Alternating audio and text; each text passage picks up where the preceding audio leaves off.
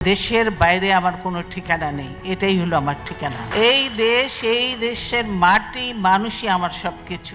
বিএনপির চেয়ারপারসন সাবেক প্রধানমন্ত্রী বেগম খালেদা জিয়ার মৃত্যুতে বাংলাদেশের রাজনৈতিক অঙ্গনে নেমে এসেছে গভীর শোকের ছায়া। মঙ্গলবার ৩০শে ডিসেম্বর ভোর ৬টায় চিকিৎসাধীন থাকা অবস্থায় রাজধানীর এবারকার হাসপাতালে তিনি শেষ নিঃশ্বাস ত্যাগ করেন। মৃত্যুকালে তার বয়স হয়েছিল ৮০ বছর। দীর্ঘ রাজনৈতিক জীবনে আপসীর নেতৃত্ব, আন্দোলন সংগ্রাম ও ক্ষমতার কেন্দ্রবিন্দুতে থাকা এই নেত্রীর প্রয়াণে একটি দীর্ঘ সময়ের ইতি টানল।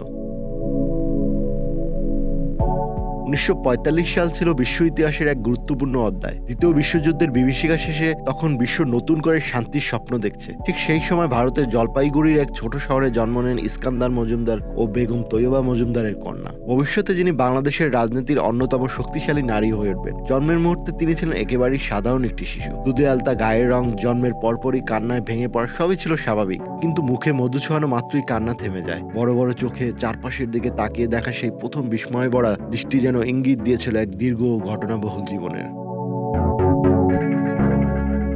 সেদিন ছিল শরতের স্নিগ্ধ ভোর। নতুন শিশুর আগমনে মজুমদার বাড়ি ভরে ওঠে আনন্দে। বড় বোন খুরশিদ জাহান প্রথম আতুরঘরে ঢুকে সদ্যজাত বোনকে দেখে আবেগে আপ্লুত হয়ে পড়েন। ২.৫ বছর বয়সী মেজ বোন বিউটিও ঘুম থেকে ডেকে তোলা হলে ছুটে আসে। নতুন বোনকে দেখেই সে বলে ওঠে, ওটা আমার পুতুল, আমি ওর সঙ্গে খেলবো। সেই শিশুসুলভ আবেগ থেকেই জন্ম নেয় খালেদা জিয়ার আজীবনের ডাকনাম পুতুল।